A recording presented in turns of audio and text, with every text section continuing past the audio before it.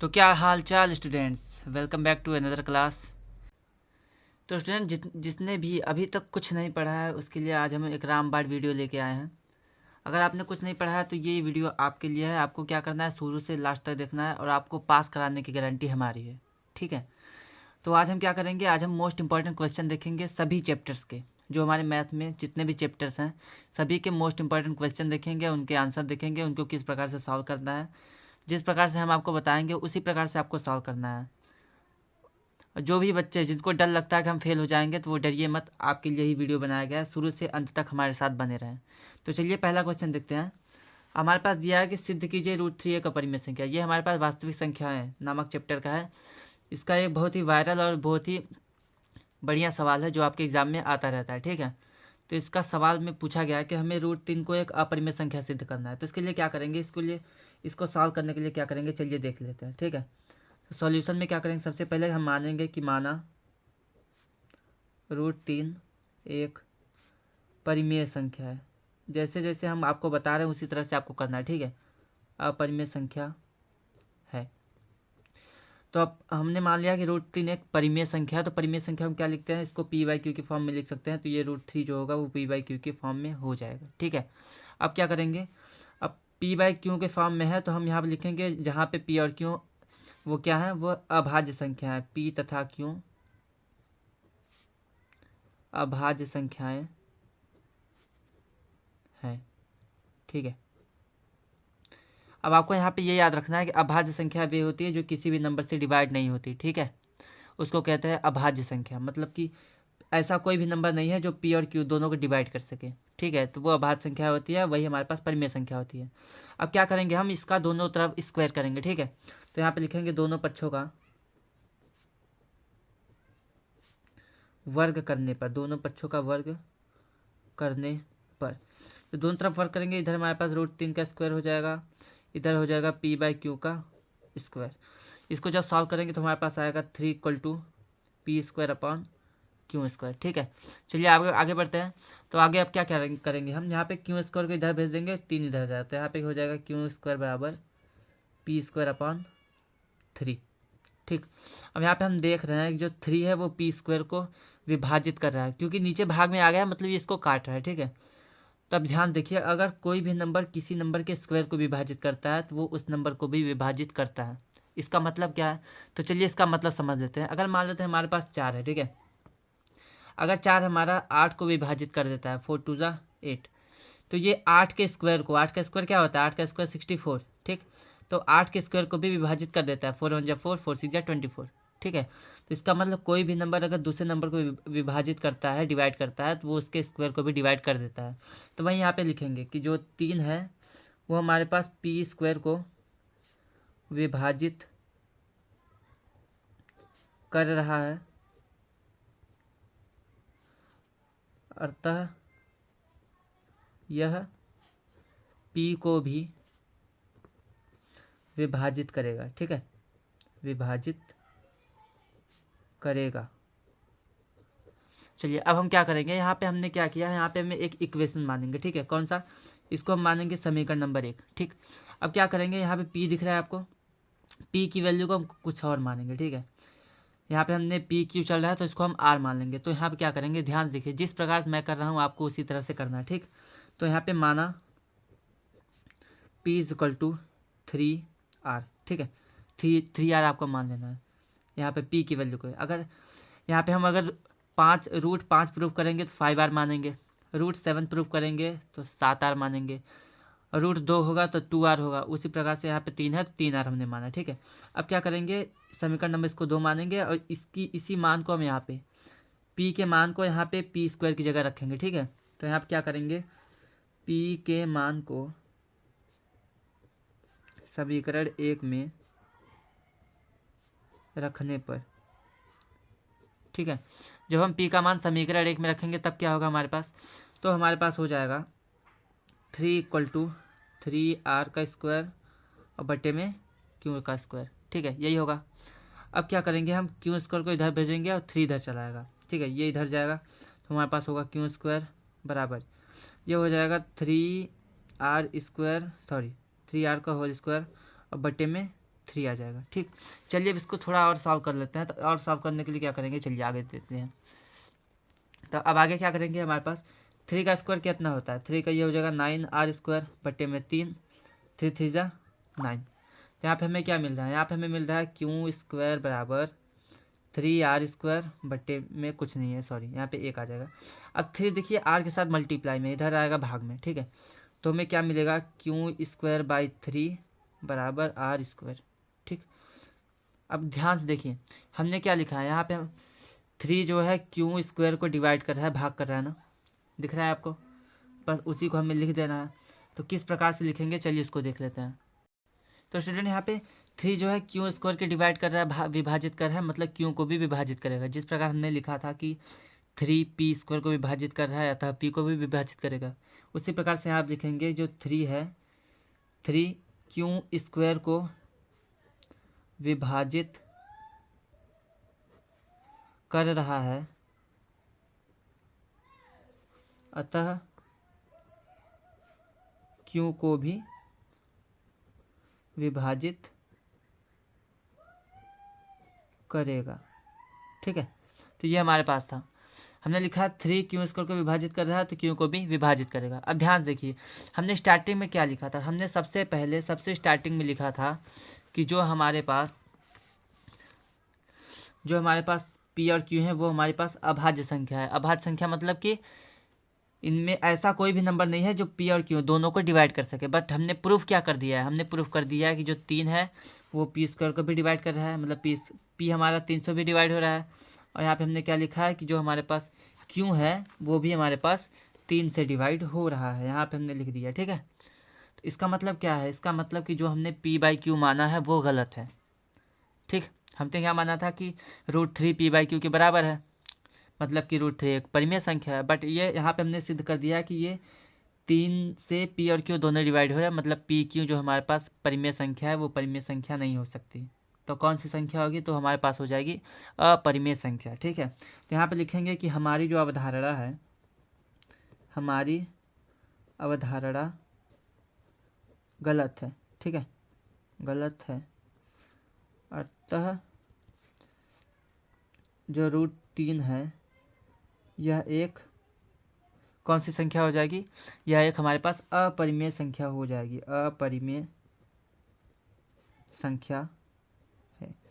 तो फिर से समझ लीजिए हमने क्या किया, हमने सबसे पहले माना है √3 परिमेय संख्या है, उसको p/q के फॉर्म में लिखा है, जहाँ p और q क्या होते हैं, अभाज्य संख्या, मतलब कोई भी नंबर ऐसा नहीं है जो p और q दोनों डिवाइड कर सके।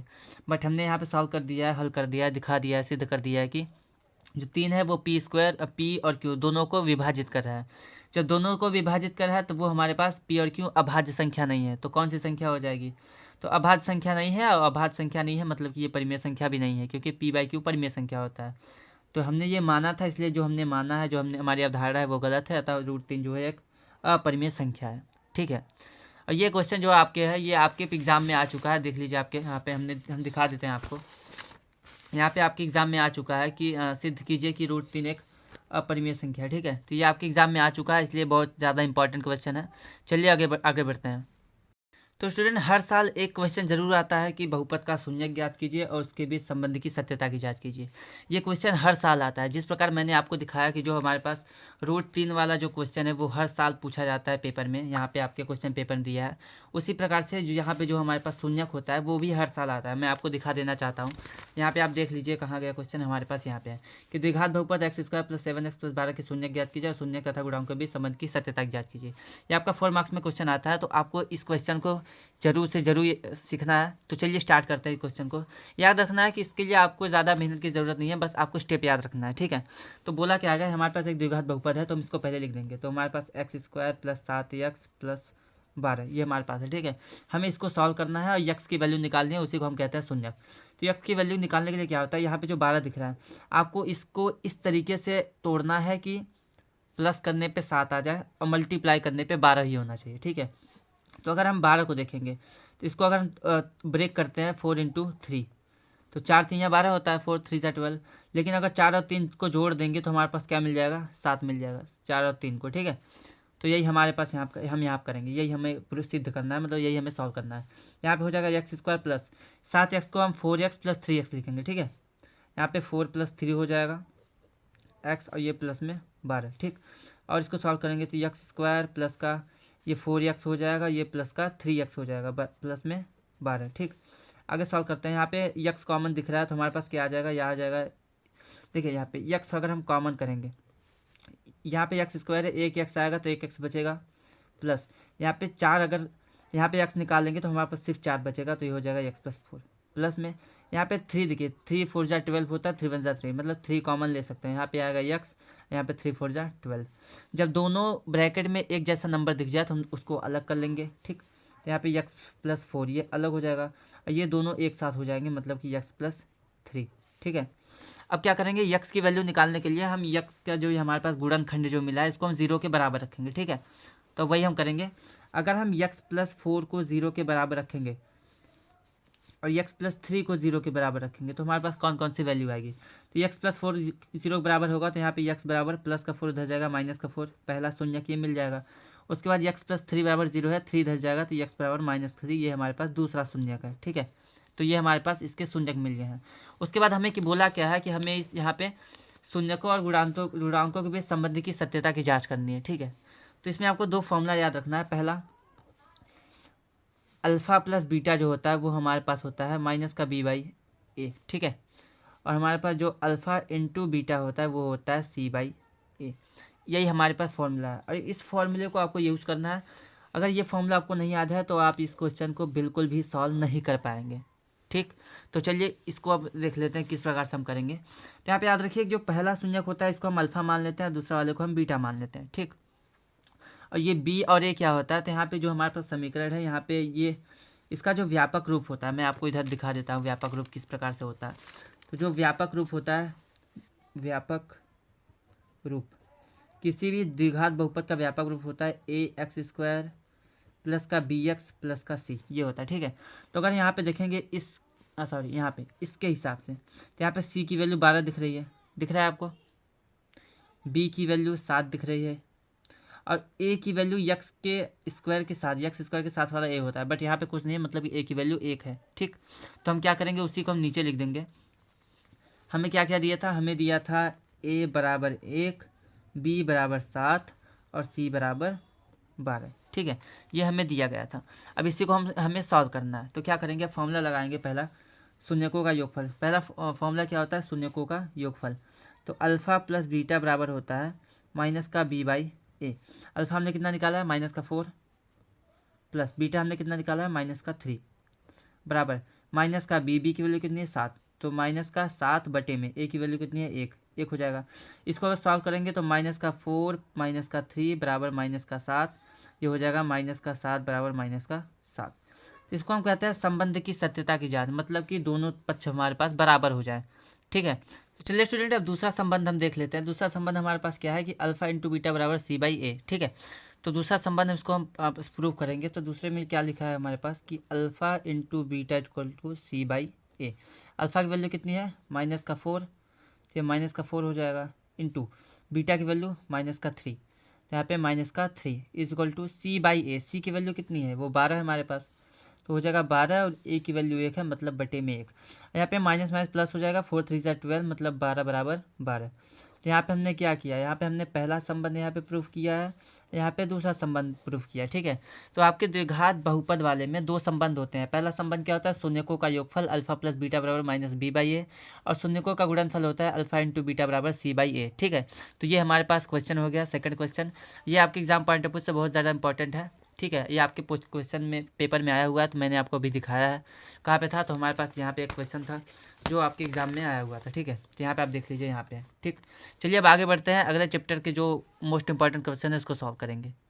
तो स्टूडेंट, ये हमारा जो है द्विघात बहुपद का एक मोस्ट इंपॉर्टेंट क्वेश्चन है। ये भी आपके एग्जाम में आता रहता है। बोलता क्या है कि इसमें कि वियुक्तिकर पता करना होता है, विविक्तिकर, ठीक है।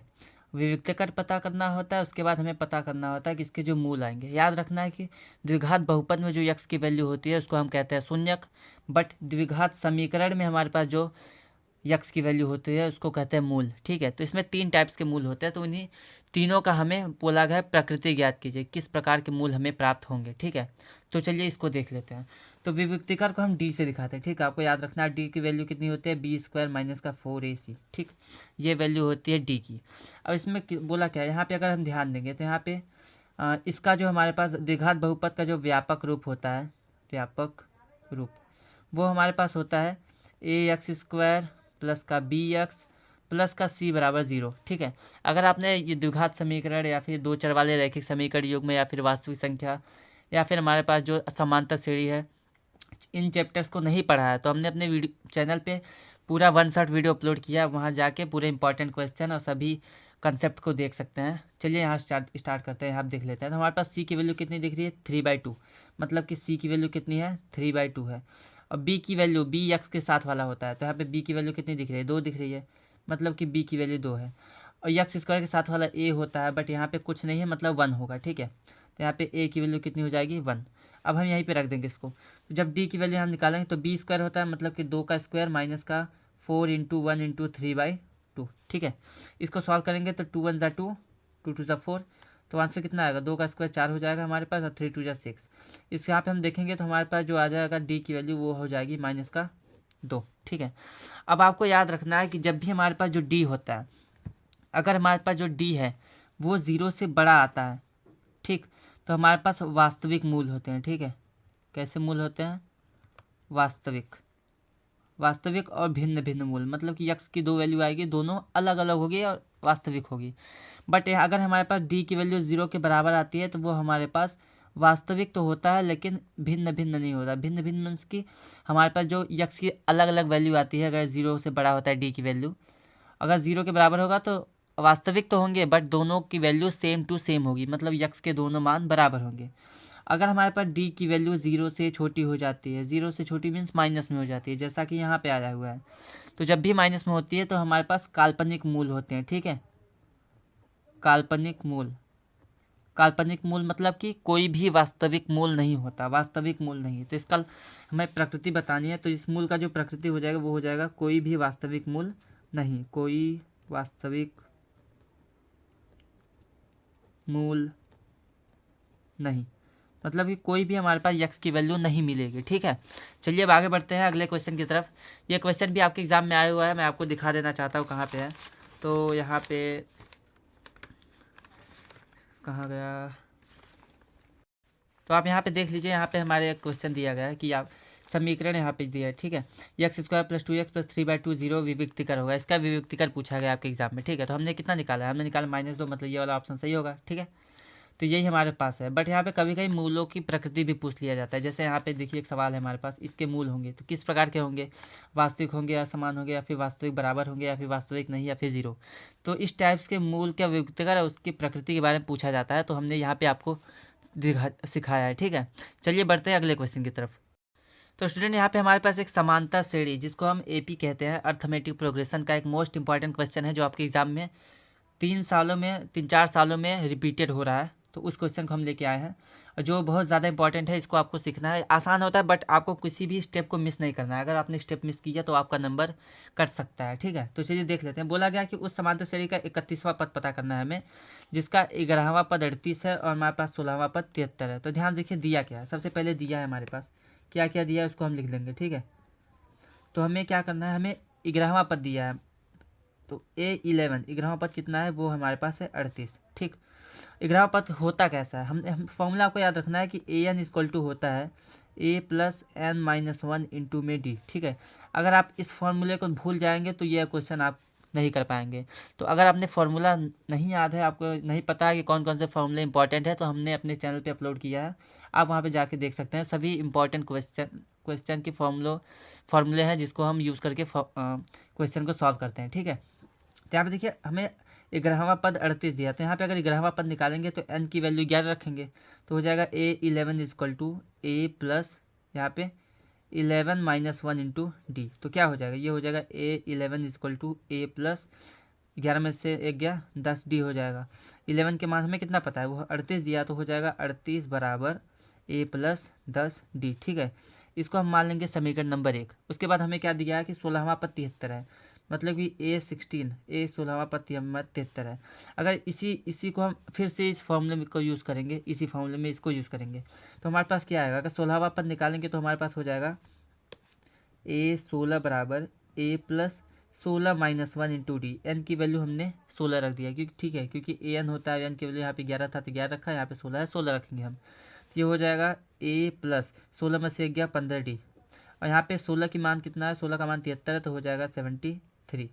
ये हमारे पास समीकरण नंबर 2। अब ध्यान से देखिए, हमें क्या पता करना है, 31वां पद। अगर हमें 31वां पद पता करना है तो 31वां पद क्या होता है, A31 is equal to A+31 - 1 into में डी, मतलब कि A31 बराबर कितना हो जाएगा, A+30 डी, ये हो जाएगा। ठीक है, हमें इसको पता करना है। इसको पता करने के लिए हमें ए की वैल्यू चाहिए और डी की वैल्यू चाहिए, और इन दोनों की वैल्यू कहाँ से निकालेंगे हम, तो इन दोनों की वैल्यू हम निकालेंगे यहाँ से। ठीक है, इस समीकरण से, इन दोनों समीकरण को हल करके। तो इन दोनों समीकरण जब हम हल करेंगे तो क्या करेंगे, समीकरण एक और दो दोनों को हम माइनस कर देंगे। ठीक है, यहाँ पे लिखेंगे समीकरण 1 तथा 2 को घटाने पर। अगर हम समीकरण 1 और 2 दोनों को माइनस करेंगे तो क्या हमारे पास है, पहला समीकरण हम लिख देते हैं 38 बराबर A+10 डी, और दूसरा समीकरण हमारे पास है 73 बराबर A+15 डी। ठीक है, याद रखना जब भी हम किसी भी क्वेश्चन में समीकरण को माइनस करते हैं तो निशान हमारे पास चेंज हो जाता है, निशान बदल जाता है। ठीक, तो चलिए अब आगे बढ़ते हैं, इस क्वेश्चन को सॉल्व करते हैं। तो निशान चेंज हो जाएगा, मतलब ये प्लस है तो माइनस, यहाँ पे माइनस हो जाएगा, यहाँ पे भी माइनस हो जाएगा, यहाँ पे ए से कैंसिल हो जाएगा। -15 डी में से 10 डी, देखिए यहाँ पे +10 है और -15 है, तो हमारे पास 15 में से 10 जाएगा तो 5 डी बचेगा। बस आपको ध्यान देना है कि 15 बड़ा नंबर है तो हमारे पास माइनस में आएगा। ठीक है, यहाँ भी 38 और 73, 38 प्लस में है, 73 माइनस में है, 73 नंबर बड़ा है तो 73 में से 38 घटाएंगे, तो 73 में से 38 घटाएंगे तो हमारे पास 13 में से 8 गया 5 आएगा, और यहाँ पे 6 में से 3 गया तो 35 आ जाएगा और माइनस में आएगा। ठीक है, यहाँ पे डी की वैल्यू निकालेंगे तो -5 इसके बटे में चला आएगा, मतलब कि माइनस का 35 बटे में माइनस का 5, माइनस से माइनस कैंसिल, 5 एकम 5, 5 सत्ते 35, तो डी की वैल्यू कितना आ गई, डी की वैल्यू हमारे पास आ गई है 7। ठीक है, अब क्या करेंगे हम, डी की वैल्यू चाहे तो समीकरण 1 में रख देंगे, चाहे तो समीकरण 2 में रख देंगे, और वहाँ से हम ए की वैल्यू निकाल लेंगे। तो फिर ए और डी दोनों यहाँ पे रख के हम 31वां पद निकाल लेंगे। ठीक है, तो चलिए स्टार्ट करते हैं। तो क्या करेंगे हम, यहाँ पे जो डी का मान है, डी का मान समीकरण 1 में रख देते हैं। ठीक है, समीकरण 1 में रखने पर तो हमारे पास समीकरण 1 यहाँ पे है तो लिख देंगे 38 बराबर A+10 डी, यहाँ पे हो जाएगा 38 बराबर A+10 इंटू डी की वैल्यू कितनी है, 7 है हमारे पास, तो यहाँ डी की वैल्यू 7 हो जाएगी, तो 38 बराबर कितना हो जाएगा, ये A+10 सत्ते 70। अब ध्यान दीजिए 70 इधर जाएगा हमारे पास। ठीक है, 70 प्लस में इधर जाएगा, माइनस हो जाएगा, तो हो जाएगा यहाँ पे 38 माइनस का 70 बराबर में ए। अब 70 में से 38 घटाएंगे तो हमारे पास क्या आ जाएगा, 10 में से 8 गया 2, 6 में से 3 गया 3, 32 हो जाएगा। बट याद रखना है आपको कि हमारे पास यहाँ पे 70 माइनस में था तो माइनस का 32 आएगा। इसका मतलब क्या है कि ए की वैल्यू माइनस का 32 और डी की वैल्यू 7। अब इसको हम यहाँ पे 31वां पद निकालने के लिए यहाँ पे रख देंगे। ठीक है, तो चलिए, तो यहाँ पे हो जाएगा ए की वैल्यू हमारे पास माइनस का 32 है, प्लस में 30 गुणे 7। ठीक, क्योंकि डी की वैल्यू 7 है, तो ये कितना हो जाएगा, माइनस का 32 और इसका गुणा करेंगे तो 3 सत्ते 21, 210। ठीक है, अब 210 में हमें 32 को माइनस करना है, तो 10 में से 2 गया कितना आ जाएगा, तो हो जाएगा ये 8। उसके बाद अगर हम कहाँ पे करेंगे, 10 में से फिर से 3 घटाएंगे तो हो जाएगा 7, मतलब कि 178 हमारे पास आंसर आ जाएगा। ठीक है, सॉरी 178 नहीं, 168 आएगा, तो ये हमारे पास 31वां पद हो जाएगा 168। याद रखना है कि यहाँ पे 210 प्लस में था इसलिए हमारा आंसर प्लस में है। ठीक है, जो नंबर बड़ा होता है उसी का निशान लगाते हैं। ठीक, तो यहाँ पे हमारे पास 31वां पद 168 मिल गया। एक बार फिर से देख लिया हमने किया क्या है कि जो हमें पहले दिया था उससे हमने समीकरण बनाया 2, फिर दोनों समीकरण को हल करके हमने सबसे पहले डी की वैल्यू निकाली, फिर डी का मान रख के ए की वैल्यू निकाली, फिर ए और डी दोनों का मान हमने यहाँ पे रख दिया है। आपको याद रखना है कि अगर आपको ये फॉर्मूला नहीं याद है an=a+n-1 इंटू डी, तो आप ये क्वेश्चन बिल्कुल भी नहीं लगा सकते। तो इस फॉर्मूले को आपको याद करना है, बिल्कुल से याद करना है। ठीक है, चलिए बढ़ते हैं अगले क्वेश्चन की तरफ। तो स्टूडेंट अगला क्वेश्चन जो हमारे पास है वो त्रिभुज चैप्टर का है, और ये जो क्वेश्चन है हर बार एग्जाम में आता रहता है। ठीक है, मैं आपको इसको भी दिखा देता हूँ कहाँ पे हमारे पास बहुत सारे पेपर हैं जिसमें ये क्वेश्चन दिया होता है। चलिए देख लेते हैं कहाँ गया क्वेश्चन। तो हमारे पास एक क्वेश्चन हमारे पास यहाँ पे है, यहाँ पे। ठीक है, चलिए देख लीजिए, यहाँ पे आपको दिया गया है कि बोला गया कि लंबाई 6 मीटर वाले ऊर्ध्वाधर स्तंभ की जो छाया है वो हमारे पास 4 मीटर है, तो जब उसी समय एक मीनार की छाया की लंबाई 28 मीटर होती है तो हमें मीनार की ऊंचाई पता करनी है। ठीक है, 4 मार्क्स का क्वेश्चन है और ये क्वेश्चन जो है त्रिभुज नामक चैप्टर का है। तो त्रिभुज में हम इसको सॉल्व करने के लिए थेल्स प्रमेय यूज़ करेंगे। ठीक है, तो इसमें बहुत सारे प्रमेय होते हैं। अगर आपने इन प्रमेय को नहीं पढ़ा है तो आप हमारे चैनल पे जा सकते हैं, वहाँ पे हमने मैथ वाले प्लेलिस्ट में प्रमेय को एक वीडियो में पूरे त्रिभुज के प्रमेय को हमने पढ़ाया है, समझाया है, तो उसको आप देख सकते हैं। चलिए इस क्वेश्चन को सॉल्व करते हैं। तो इस क्वेश्चन को सॉल्व करने के लिए क्या करेंगे, सबसे पहले यहाँ पे हम इसका फिगर बनाना ज़रूरी है, बिना फिगर के हम इसको सॉल्व नहीं कर सकते। ठीक है, तो चलिए देख लेते हैं किस प्रकार से। हमें बोला क्या है कि 6 मीटर लंबा एक ऊर्ध्वाधर स्तंभ है। तो सबसे पहले हम स्तंभ बना लेंगे। ठीक है, तो हम मान लेंगे कि ये हमारे पास एक ऊर्ध्वाधर स्तंभ है। चलिए यहाँ पे देख लेते हैं, मान लेते हैं ये हमारे पास ऊर्ध्वाधर स्तंभ है। ठीक है, इसकी लंबाई कितनी है, वो हमारे पास 6 मीटर, ये हमें बोला है। ठीक है, 6 मीटर ऊर्ध्वाधर स्तंभ है और इसकी जो छाया होती है 4 मीटर लंबी है। ठीक है, तो हम यहाँ पे इसकी परछाई बना देते हैं नीचे ज़मीन पे, क्योंकि परछाई होती है। तो यहाँ पे हम मान लेते हैं कि इसकी जो परछाई है ये, ठीक, ये हमारे पास 4 मीटर है, 4 मीटर। आपको फिगर पे नहीं जाना है, आप बस समझिए कि क्वेश्चन को सॉल्व किस तरह से करते हैं। ठीक है, क्योंकि यहाँ पे स्पेस की वजह से हो सकता है कि ये 4 मीटर 6 मीटर थोड़ा अंतर हो, 6 मीटर ज़्यादा होना चाहिए, 4 मीटर कम होना चाहिए। तो उस पर आप ध्यान में दीजिए, आप कंसेप्ट पे ध्यान दीजिए कि हो कैसे रहा है। तो यहाँ हमने 6 मीटर लंबा एक स्तंभ मान लिया है और उसकी लंबाई 4 मीटर छाया है ज़मीन पर। ठीक है, अब बोला है कि उसी टाइम एक मीनार है। ठीक है, और मीनार की जो लंबाई, छाया की लंबाई है वो 28 मीटर है, मतलब कि इधर पीछे कोई मीनार खड़ा है। ठीक है, यहाँ पे इसकी जो परछाई है एक ही साइड बन रही है, बट 28 मीटर लंबी बन रही है, मतलब कि ये जो इसकी छाया है वो कुछ इस तरह से आएगी। और यहाँ पे ये हमारे पास मीनार है। ठीक, ये क्या है, ये हमारे पास मीनार है। ठीक है, और ये जो मीनार है उसकी जो छाया है वो हमारे पास इधर बन रही है। और कितनी दूरी बन रही है, वो हमारे पास 28 मीटर की दूरी पे बन रही है ये। ठीक है, तो हमें क्या पता करना है, हमें बस इतना बताना है कि अगर स्तंभ हमारे पास 6 मीटर था। ठीक है, 6 मीटर लंबा स्तंभ था, तो हमारे पास 4 मीटर बनी है उसकी छाया। तो अगर हमारे पास 28 मीटर छाया बन रही है तो जो मीनार होगा वो कितना ऊंचा होगा, हमें मीनार की ऊंचाई पता करनी है। ठीक, तो चलिए मीनार की ऊंचाई पता करते हैं। तो इसको पता करने के लिए क्या करेंगे, सबसे पहले यहाँ पे देखिए ट्रायंगल बन रहा है, उसको हम बनाएंगे। ठीक है, यहाँ पे तो ये हमारे पास एक ट्रायंगल बन रहा है, तो इसको सबसे पहले हम ड्रॉ कर लेते हैं।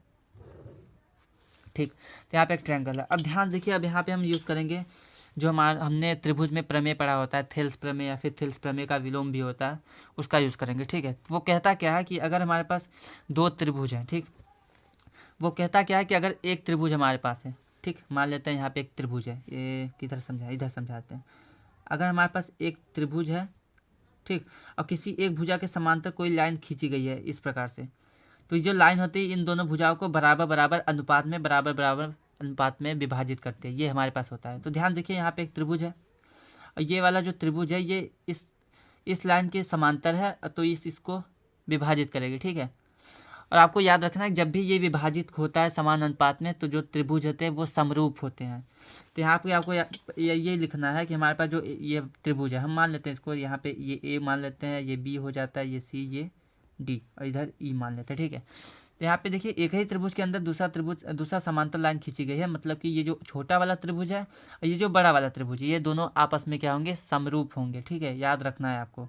तो ए बी ई, त्रिभुज ए बी ई तथा दूसरा त्रिभुज क्या है, ए सी डी, ये बड़ा वाला त्रिभुज ए सी डी, ये हमारे पास क्या है, समरूप है। ठीक है, तो जब भी समरूप होते हैं तो इनकी भुजाओं का जो अनुपात होता है वो बराबर होता है। ठीक, इसका मतलब कि जो इधर वाली इसकी साइड है और जो छोटे वाले त्रिभुज की जो ए बी वाली साइड है, ए बी, ठीक है, ए बी, इसका अनुपात, और जो ये त्रिभुज की, बड़े त्रिभुज की ये वाली साइड है, इसका अनुपात, ए बी और ए सी का जो अनुपात है वो हमारे पास इसके और इसके बराबर होगा। ठीक है, किस प्रकार से हमने समझाया कि जो छोटा त्रिभुज है, इस छोटे त्रिभुज में ये जो हमारे पास इसकी परछाई है 4 मीटर और जो मीनार की परछाई है उसका जो अनुपात होगा वो उनकी ऊंचाई के अनुपात के बराबर होगा, मतलब कि इस हमारे पास खंभे की लंबाई, स्तंभ की ऊंचाई और मीनार की ऊंचाई के अनुपात के बराबर होगा। ठीक है, तो ये स्तंभ की ऊंचाई बी से ई तक है, तो यहाँ पे बी ई लिख देंगे, और यहाँ पे मीनार की ऊंचाई डी से सी तक है, तो यहाँ पे सी डी या फिर डी ई लिख सकते हैं, सी डी हमने लिख दिया है। अब क्या करेंगे, ए से बी तक हमें वैल्यू कितनी पती है, 4 पता है, ए से सी तक क्या है, 28 है, 28 लिख देंगे, बराबर बी ई कितना दिया है, 6 मीटर, 6 हो जाएगा, और सी से डी तक हमें नहीं पता, तो हम मीनार की ऊंचाई को एच मान लेते हैं। ठीक है, तो जब मीनार की ऊंचाई को हम एच मान लेंगे तो क्या हो जाएगा, यहाँ पे हम एच हो जाएगा, तो यहाँ क्या करेंगे, 28 इधर जाएगा तो ये हो जाएगा, एच इधर जाएगा, तो मतलब कि 4 into H is equal to 6 into 28, ठीक है। ये इधर चला गया है और ये इधर चला गया है। उसके बाद h इसके साथ मल्टीप्लाई में है तो इधर आएगा भाग में, तो h बराबर हो जाएगा 6 इंटू 28/4। ये हमारे पास हो जाएगा। अगर इसको हम थोड़ा सॉल्व करते हैं तो हमारा आंसर आ जाएगा 4 1 जा 4, 4 7 जा 28, मतलब कि h इक्वल टू कितना होगा 6 7 42 मीटर, ठीक है। इसका मतलब जो हमारे पास ये मीनार है इसकी ऊंचाई कितनी हो जाएगी 42 मीटर। तो ये हमारे पास एक त्रिभुज का क्वेश्चन था जो आपके एग्जाम में कई बार आया हुआ है। चलिए फिर आगे बढ़ते हैं और अगले क्वेश्चन की तरफ बढ़ते हैं जो जो अगले चैप्टर के इंपॉर्टेंट क्वेश्चन है। कि यहाँ पे इसको करने के लिए बस आपको दो चीज़ें पता होनी चाहिए। एक तो हमें मान पता होना चाहिए कि 0 डिग्री पे 30 60 90 कितने डिग्री पे किस हमारे मतलब कि किस हमारे रेशियो का, साइन का, कॉस का, टेन का, कॉस कॉट सेक कॉसेक, किसका कितनी वैल्यू होती है वो आपको पता होना चाहिए, तभी आप इसको प्रूव कर सकते हैं, ठीक है। तो चलिए, अगर आपको ये नहीं पता कि किसी के मान को निकाला कैसे जाता है, कि कॉस 0 कैसे निकालते हैं, साइन 30 साइन 45 कैसे निकालते हैं, तो आप हमें कमेंट कीजिए, हम आपके लिए उस पर बेस्ट एक वीडियो बनाएंगे और जो बहुत ही आसान तरीके से आपको सिखा देगा। तो चलिए इस क्वेश्चन को पहले सॉल्व करते हैं। तो हमें क्या बोला गया है कि cos 60 plus sign 30 plus sign 45 एक ब्रैकेट के साथ है, फिर दूसरे ब्रैकेट में sine 90 plus cos 60 minus cos 45 बराबर 7/4 हमें लाना है, ठीक है। तो चलिए, तो सबसे पहले इस सवाल को लिख लेते हैं कि हमारे पास दिया है cos 0 degree plus sign 30 degree plus का साइन 45 डिग्री, ठीक है, ये हमारे पास है। और क्या हमारे पास है वो, और हमारे पास है sine 90 degree plus cos 60 degree और माइनस का कॉस 45 डिग्री, ठीक है। यहाँ पे इसी को हमें सॉल्व करना है। चलिए, तो आपको याद रखना है कि साइन 0 0 होता है, बट कॉस 0 जो भी होता है वो हमारे पास 1 होता है, तो यहाँ पे 1 हो जाएगा। प्लस साइन 30 की वैल्यू 1/2 होती है, ये आपको याद रखना है। और साइन 45 जो होता है वो 1/√2 होता है, ठीक है। साइन 90 वो हमारे पास 1 होता है। प्लस कॉस 60 कितना होता है आपको इसको पता करना है, तो कॉस 60 होता है 1/2, ठीक है। और माइनस का कॉस 45 होता है 1/√2। ये हमारे पास एक क्वेश्चन है और इस क्वेश्चन में जो वैल्यू हमने रखा है इसको आपको याद रखना पड़ेगा या फिर इसको सीखना पड़ेगा कि इस वैल्यू को निकालते कैसे हैं। अगर आपको नहीं पता तो हमें कमेंट कीजिए, हम आपके लिए वीडियो बनाएंगे, ठीक है। तो यहाँ पे क्या करना है, हमें इसको सॉल्व करना है। तो क्या करेंगे हम, यहाँ पे हम नीचे 1 मान लेंगे, इसका एलसीएम लेंगे, तो एलसीएम आ जाएगा 2√2, ठीक। यहाँ पे देखिए 1 का इसमें डिवीज़न करेंगे तो हमारे पास यही आएगा, इसका मल्टीप्लाई ऊपर करेंगे तो 2√2 आ जाएगा। प्लस यहाँ से 2 से 2 कैंसिल तो 1√2 आ जाएगा ऊपर। यहाँ पे √2 से √2 कैंसिल तो यहाँ पे 2 आ जाएगा, ठीक। उसी प्रकार से यहाँ भी हमारे पास क्या है कि यहाँ पे हम 1 मान लेंगे तो नीचे इसका एलसीएम 2√2 आ जाएगा। यहाँ पे 1 है तो ये पूरी वैल्यू ऊपर आ जाएगी 2√2। प्लस यहाँ पे 2 से 2 कैंसिल होगा तो √2 ऊपर चला जाएगा। माइनस यहाँ पे √2 से √2 कैंसिल होगा तो 2 1 जा 2 हो जाएगा ऊपर, ठीक है। अब इसको सॉल्व कर लेते हैं। तो याद रखिए यहाँ पे किस प्रकार से हम करेंगे इसको करने के लिए क्या करेंगे हम, यहाँ पे हो जाएगा हमारे पास √2 तो कितना 2√2 यहाँ पे है और 1√2 यहाँ पे, तो हो जाएगा 3√2, ठीक है। 3√2 और प्लस में 2 अपॉन 2√2, ये हमारे पास हो गया। इसको सॉल्व करेंगे तो क्या हो जाएगा, 2√2 इधर है 1√2 इधर है, मतलब कि 3√2 अपॉन माइनस का 2 और बटे में कितना है 2√2। अब हम क्या करेंगे, इसको मल्टीप्लाई करेंगे, ठीक है। ऊपर का ऊपर मल्टीप्लाई, नीचे का नीचे, आपको पता होगा किस प्रकार से मल्टीप्लाई किया जाता है। तो चलिए मल्टीप्लाई कर लेते हैं।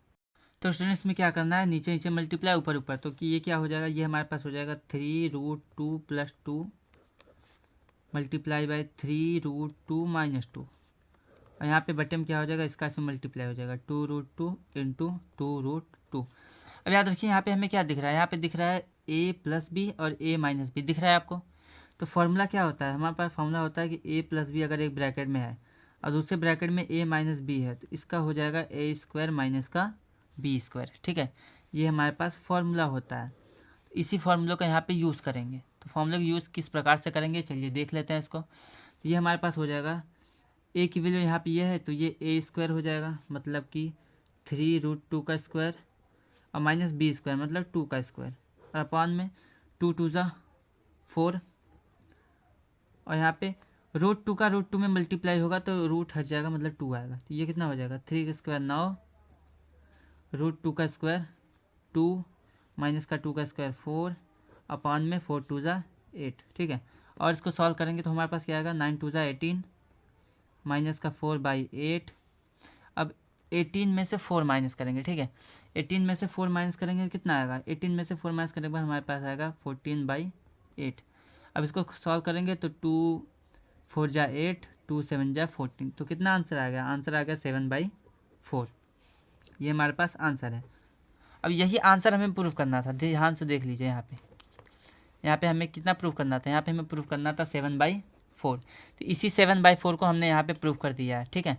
यहाँ पे तो करना क्या है, इस क्वेश्चन में ज़्यादा कुछ नहीं करना, बस आपको वैल्यू पता होनी चाहिए कि कितने डिग्री पे किस त्रिकोणमितीय रेशियो का कौन सा हमारे पास मान होता है। अगर आपको मान पता है तो आप क्वेश्चन को कर सकते हैं।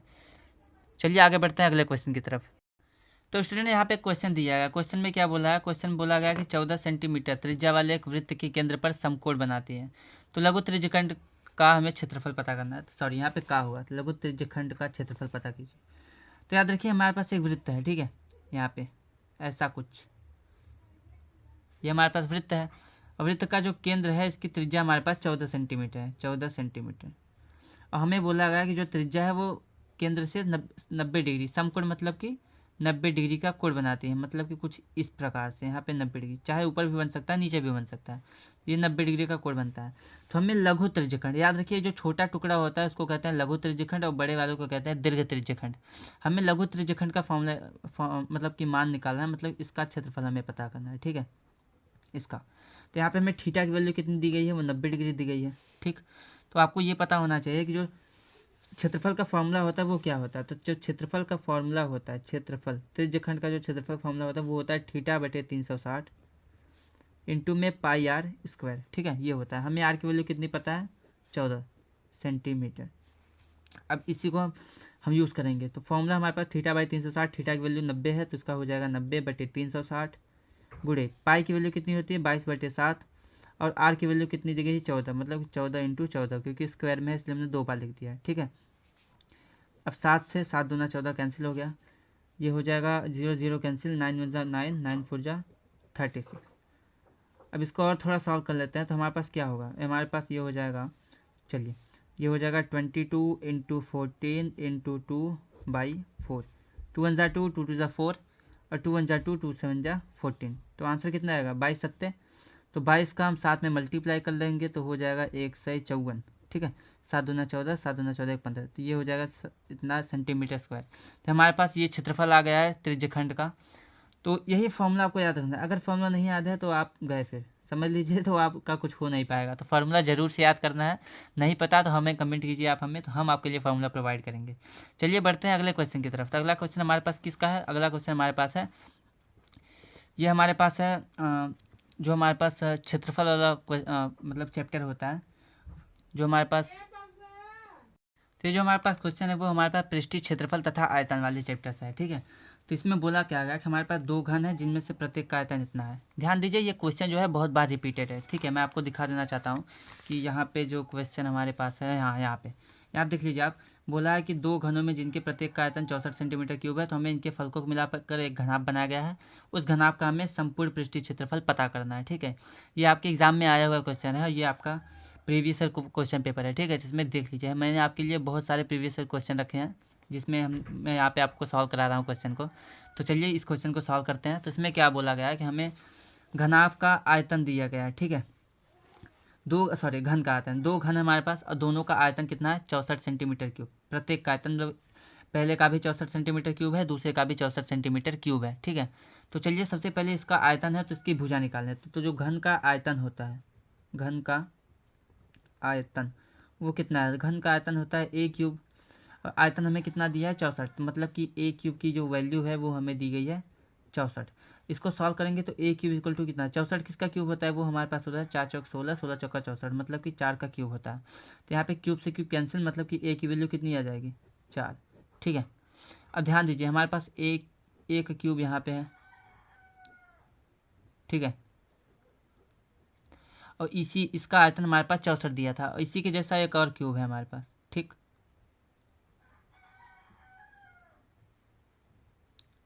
ठीक है, कुछ इस तरह। तो एक क्यूब, इसकी जो साइड है 4 आ गई है, दूसरे की भी साइड 4 आ गई है, इन दोनों को मिला के एक घनाभ बनाया गया, ठीक है। तो ये जो घनाभ बना है दोनों घन को मिला के, तो हमें इसका पृष्ठीय क्षेत्रफल पता करना है, ठीक है।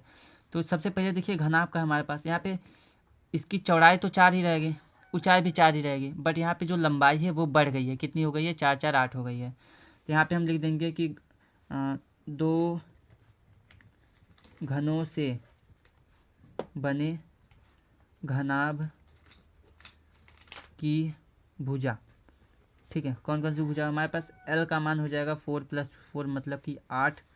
ठीक, बी तो हमारे पास 4 ही हो गई है और एच भी हमारे पास 4 ही होगा। ठीक है, अब इस घनाभ का हम कुल पृष्ठीय क्षेत्रफल आयतन निकाल लेते हैं।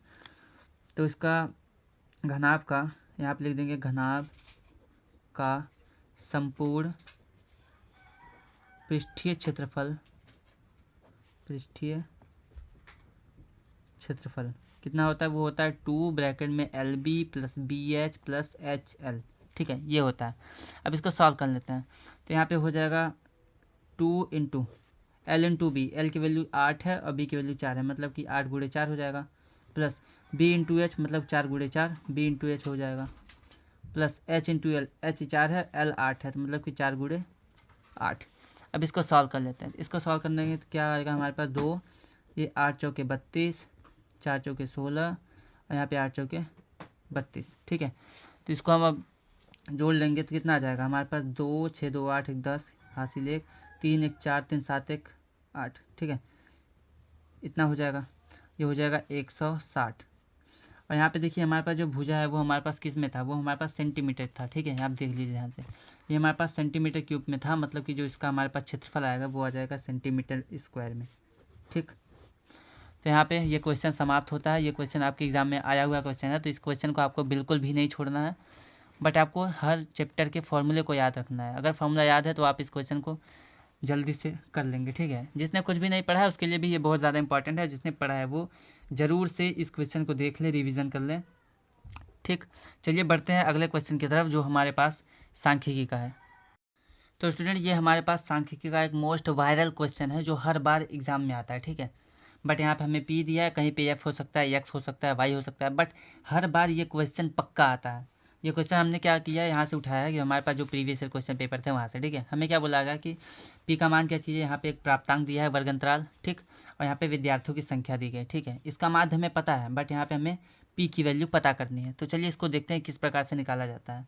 ठीक, तो इसके लिए क्या करना होता है, हमें सबसे पहले समांतर माध्य का फॉर्मूला पता होना चाहिए। ठीक है, तो इसमें क्या दिया, इसमें हमें समांतर माध्य कितना दिया है, 26 दिया है। ठीक, समांतर माध्य के बराबर क्या होता है, वो होता है x bar equal to summation FI/XI और बट्टे में समेसन FI। ठीक है, ये हमारे पास होता है समांतर माध्य का फॉर्मूला। तो स्टूडेंट, यहाँ पे ज़्यादा टाइम ना बर्बाद हो, इसलिए मैंने यहाँ पे सभी वैल्यूज़ को सब मल्टीप्लाई करके और प्लस करके लिख दिया है। चलिए समझ लेते हैं। सबसे पहले हमने अंतराल को यहाँ पे लिखा, मध्यमान निकालने के लिए दोनों को जोड़ के 2 से भाग करेंगे तो बीच की वैल्यू मिल जाएगी। उसके बाद FI नीचे वाली वैल्यू होती है तो हमने लिख दिया। फिर FI/XI निकालना होता है, मतलब F और X दोनों का गुणा कर दीजिए, तो 5 छक्के 30 हो जाएगा। 15 का P में गुणा करेंगे 15P, 25 9 250 और 35 का जब 4 में गुणा करेंगे तो 140 आएगा, सॉरी 225 140 आएगा। और 11 का 45 में गुणा करेंगे तो 495 आएगा। और अभी अभी हमने बताया कि जब भी आपको समांतर माध्य निकालना हो तो फॉर्मूला होता है x बार, मतलब समांतर माध्य बराबर समेसन FI/XI बटे FI। तो FI/XI को हमें, समेसन का मतलब क्या होता है, समेसन का मतलब होता है योग। ठीक है, जितने भी FI/XI है उसको जोड़ दीजिए और जितने भी FI है उसको जोड़ दीजिए। समेसन का मतलब जोड़ होता है, तो हमने जोड़ दिया। ठीक है, तो यहाँ पे जोड़ने के लिए हमने क्या किया है, पूरी वैल्यू को जोड़ देंगे। देखिए 6 9 4 11, इसको जोड़ देंगे 30 आएगा, और जो पी है उसको हम प्लस करके साथ में लिख देंगे, क्योंकि किसी भी जो चर वाली वैल्यू होती है उसको हम प्लस माइनस नहीं कर सकते, बस उसको लिख सकते हैं, तो हमने लिख दिया। उसी प्रकार से यहाँ पे 30 225 140 और 495 के जोड़ेंगे तो 890 आएगा, इस 15P को प्लस करके लिख देंगे। ठीक है, चलिए अब हम सीधा सीधा फॉर्मूला यूज़ करके फॉर्मूला अप्लाई करते हैं। तो हमारे पास x बार इक्वल टू क्या होता है, समेसन FI/XI और बटे में समेसन FI। ठीक है, ये हमारे पास समांतर माध्य का फॉर्मूला होता है। और आपने ध्यान दिया होगा यहाँ पे हमें स्टार्टिंग में समांतर माध्य कितना दे दिया है, हमें 26 दिया गया है। ठीक है, तो हमें 26 जब दिया है तो हम बस उसी को रख के यहाँ सॉल्व कर देंगे। तो हमारे पास क्या दिया है, यहाँ पे हम समांतर माध्य के मान को रख देंगे। तो ये हमारे पास कितना है, ये हमारे पास 26 है, तो यहाँ पर हो जाएगा 26 बराबर समेसन FI/XI की वैल्यू कितनी है, 890 + 15P। ये हो जाएगा 890 प्लस का 15P और बटे में ये 30 + P दिया है हमें समेसन FI, तो 30 + P। ठीक है, अगर आपको नहीं दिख रहा है तो आप यहाँ पे देख सकते हैं। ठीक, यहाँ पे हमने इधर योग लिखा है, इधर दोनों को जोड़ दिया, FI/XI को इधर और फिर FI को इधर। अब इसको हम सॉल्व करेंगे, तो याद रखिए यहाँ पे 30 + P भाग में है, इधर जाएगा गुणे में, तो हो जाएगा 26 और ब्रैकेट में 30 प्लस पी बराबर ये 890 प्लस का 15 पी। अब 26 का अंदर मल्टीप्लाई करेंगे तो 26 का 30 में गुणा करेंगे तो हमारे पास 3 छक्के 18, 3 दूना 6 1 7, 780 और प्लस में 26 का इधर होगा तो 26 पी बराबर कितना है 890 प्लस का 15 पी। अब क्या करेंगे हम नंबर को एक तरफ करेंगे पी की तरफ, तो हमारे पास 15 पी अगर इधर आएगा तो माइनस कब हो जाएगा तो 26 पी माइनस का 15 पी। ठीक है, बराबर में 890 इधर है, 780 इधर आएगा तो माइनस का 780 हो जाएगा। ठीक है, अगर हम इसको घटाते हैं तो 26 में से 15 अगर घटाएंगे तो हमारे पास आएगा 11 पी बराबर 890 में से 780 अगर घटाएंगे तो हमारे पास आएगा 110। ठीक है, यहाँ पे क्या दिख रहा है, यहाँ पे अगर हम पी की वैल्यू निकालेंगे तो हमारे पास 11 पी बराबर 110 है। पी इक्वल टू हो जाएगा 110 बटे 11, 11 से 11 कैंसिल, मतलब कि हमारे पास आ जाएगा पी इज इक्वल टू 10। तो यहाँ से हमने पी की वैल्यू निकाल ली है, इसका मतलब पी का मान कितना होगा 10 होगा। ठीक है, एक बार फिर से देख लीजिए हमने किस तरह से किया। तो सबसे पहले हमने अंतराल दिया था, हमने अंतराल लिखा है, मध्यमान निकाला है, फिर एफ आई ये नीचे वाली वैल्यू होती है, उसके बाद हमने एफ आई एक्स आई को मल्टीप्लाई किया है। ठीक है, उसके बाद यहाँ फॉर्मूला होता है summation f x i equal to summation f i x i बटे समेसन एफ आई। समेसन में योग होता है तो हमने दोनों जोड़ लिया था। यहाँ पे एफ आई एक्स आई की वैल्यू को ऊपर रखेंगे, फिर एफ आई के नीचे रखेंगे, और एक्स बार जिसको हम क्या कहते हैं, जिसको हम कहते हैं माध्य, माध्य में 26 दिया है। ठीक है, 26 यहाँ पर रख देंगे, इसको इधर करेंगे मल्टीप्लाई में, फिर 26 का 30 में मल्टीप्लाई, 26 का पी में मल्टीप्लाई, पी वाली वैल्यू एक तरफ और नंबर वाली एक तरफ, फिर यहाँ से हम पी की वैल्यू निकालेंगे। पी की वैल्यू कितनी आई है 10। ठीक है, तो इस प्रकार से इस क्वेश्चन को सॉल्व करना है। यहाँ पे हमने जितने भी मोस्ट इंपॉर्टेंट क्वेश्चन थे आपके एग्जाम में आए हुए क्वेश्चन है उसको कराया है। और यहाँ पे हो सकता है कि एक दो चैप्टर छूट गए हों, जैसे कि त्रिकोणमिति के अनुप्रयोग हो गया, प्रायिकता छूट गया है हमारे पास। उसके बाद वृत्त, शायद हमने वृत्तों से संबंधित क्षेत्रफल चैप्टर किया है, बट वृत्त हमने छोड़ दिया है, शायद छूट गया होगा। तो ये क्वेश्चन बहुत ही ज़्यादा मोस्ट इंपॉर्टेंट क्वेश्चन है। अगर आप फेल नहीं होना चाहते हैं, आप चाहते हैं अच्छे नंबर आए हमारे, हम बच जाए मैथ पेपर में और अच्छे मार्क्स गेन कर सकते हैं, तो इसको आपको ज़रूर से ज़रूर प्रैक्टिस करना है। और हमारे इसी प्रकार के मोस्ट इंपॉर्टेंट क्वेश्चन और अच्छे नंबर्स, अब अच्छे मार्क्स लाने के लिए आप हमारे चैनल को सब्सक्राइब कीजिए। हम आपके लिए ये मोस्ट इंपॉर्टेंट क्वेश्चन की सीरीज़ चला रहे हैं, जो एवरीडे, प्रत्येक दिन, हर रोज़ अपलोड होती रहेगी वीडियो, जिससे आपको नोटिफिकेशन सबसे पहले मिल सके और सब उसकी तैयारी सबसे अच्छे से कर सकें। तो इसके लिए हमारे चैनल को सब्सक्राइब कीजिए। अगर आप इस क्वेश्चन के जितने भी क्वेश्चन हमने दिए हैं इनका पीडीएफ चाहिए आपको, तो हमें कमेंट में पीडीएफ कमेंट कीजिए। और अगर आपको जो क्वेश्चन पेपर है प्रीवियस ईयर वो आपको चाहिए, तो उसके लिए भी आप हमें कमेंट में लिखिए पेपर। ठीक है, तो हम आपके लिए उस पीडीएफ को प्रोवाइड करेंगे कमेंट सेक्शन में। तो जैसा भी वीडियो आपको लगा आप हमें कमेंट कीजिए, बताइए कि आपका क्वेश्चन कौन कौन सा समझ में आया, अपनी राय दीजिए और बताइए कि अगला वीडियो किस टॉपिक पे चाहिए। ठीक है, और हम आगे इसी प्रकार से मैथ और साइंस के इंपॉर्टेंट क्वेश्चन लाते रहेंगे जो आपके हूबहू पेपर में आए हुए हैं और जो पेपर में आ सकते हैं। चलिए फिर मिलते हैं अगले वीडियो में, तब तक के लिए धन्यवाद, खुश रहिए, अच्छे रहिए।